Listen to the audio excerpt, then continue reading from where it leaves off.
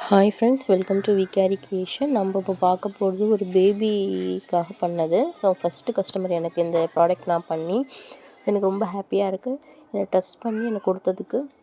அதில் வந்து நம்ம வந்து நிறைய 4 செட்டு வந்து வாங்கியிருந்தாங்க. 4 செட்டு வந்து 100 ருபீஸு, ஒரு செட்டு வந்து 30 ருபீஸு.